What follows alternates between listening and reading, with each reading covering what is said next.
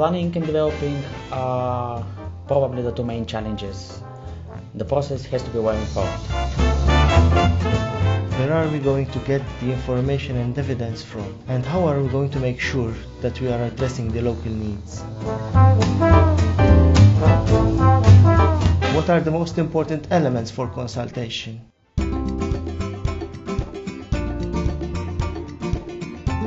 So, each side has its own hierarchy of objectives, right? Yep, that's what he said. And that's the tricky issue here. That and starting early. Starting early, yep. Clear communication. Clear communication, also very important.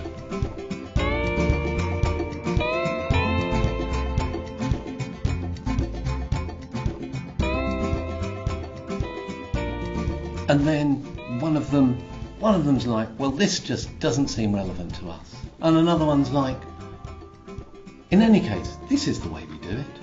But then finally what happens is, wow, if only we'd known then what we know now. But also, how can we know what we don't know?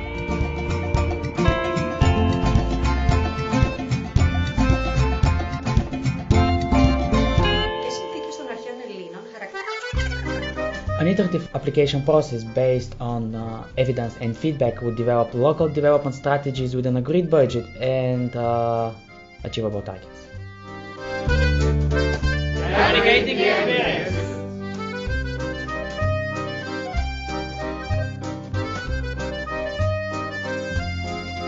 Learning from our experience. We don't need to consult with them now. We set the rules. Actually, we do. Actually, we do. And we know exactly what rural communities need. Yeah, and as usual, we face the consequences because you never listen or learn from us. How can those involved in the implementation of LEADER learn from each other? We have provided clear regulations. It should be easy for everyone to make this work. Well, it's clear for us, but not necessarily for our managing authorities.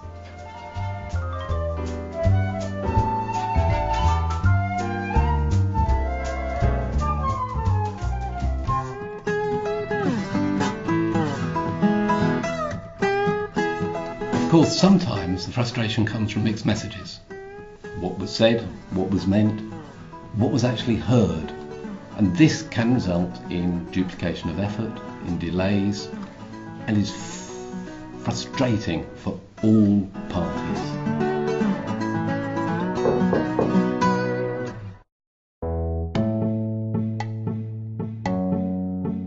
Who is making decisions about what?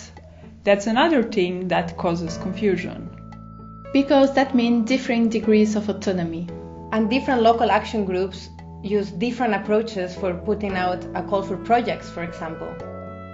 Which results in different degrees of achievement and results. How can we ensure that our strategies are realistic and deliverable? Well, I can go on all day. Circumstances change locally and more widely, and that is going to affect the relevance of our plans and actions. So how can we plan for things that appear to be out of our control? I don't trust luck to the payments or select a project. And we have lots more important measures to think of than LEADER. How am I supposed to know what my responsibilities are? There is a need to better coordinate the implementation process. To clearly define managing authorities, paying agencies, local action groups' roles. To strengthen and clarify communication. To balance the administrative burden. To avoid unnecessary delays. Yeah, and the paying agency is constantly changing the rules. And as usual, we are never consulted.